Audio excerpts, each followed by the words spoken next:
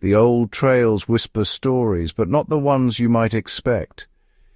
If you walk the Oregon or California Trail today, you'll find weathered stones and wooden crosses, half swallowed by prairie grass. These graves mark the final resting places of pioneers whose journeys ended not in glory, but in hardship. Their stories are not of dramatic shootouts, but of fever, starvation, and the quiet dread of dwindling supplies. We imagine pioneers as masters of the wild, but the reality was far harsher. For every family that made it, many more faltered, victims of disease, accidents, and the unforgiving land. The inscriptions, when legible, speak of cholera, dysentery, and mundane tragedies. A child's fall, a river's hidden current, a fever that swept through camp. The air was thick with more than dust, it carried fear. Every decision, where to find water, when to cross a river, how to ration food, could mean life or death. The silence of these graves is a stark reminder of the cost of mistakes. The romance of the frontier often hides these truths, but the real lessons are found here. Survival is not about attitude or legend, but about knowledge, preparation, and respect for the wild. The pioneers learned this the hard way, and their graves still teach us, if we're willing to listen.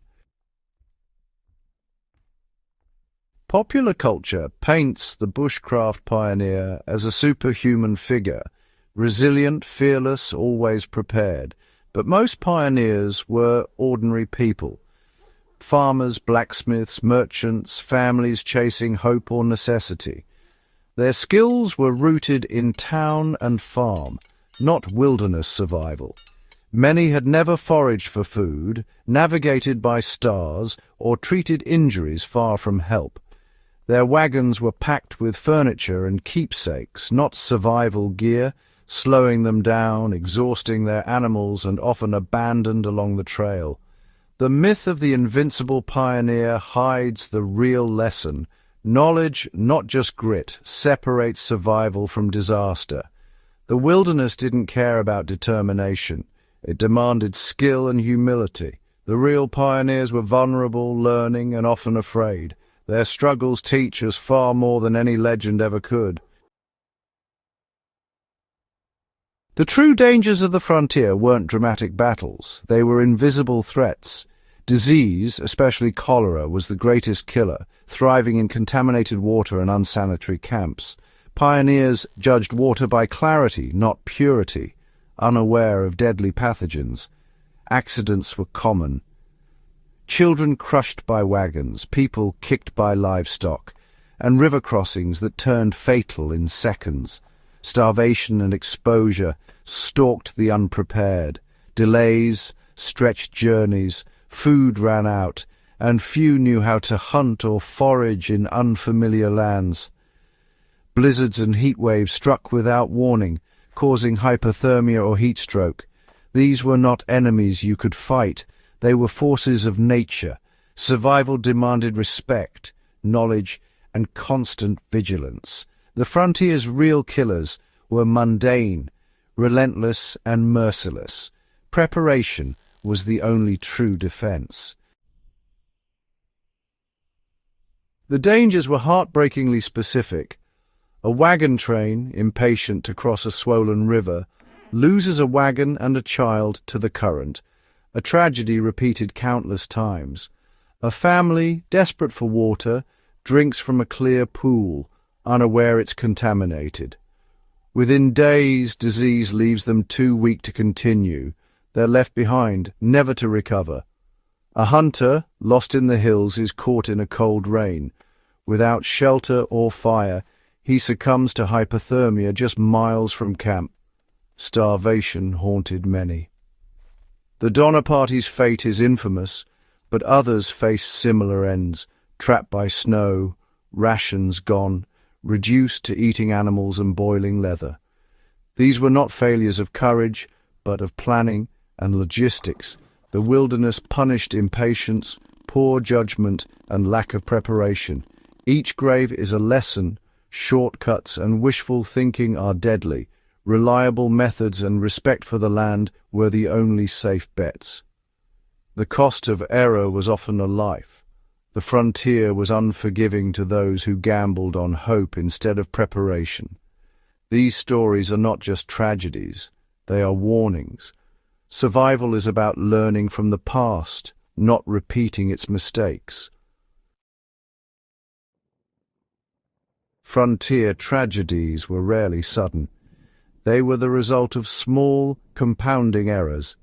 Poor sanitation was a fatal gap. Waste near water led to disease, but the connection was not understood.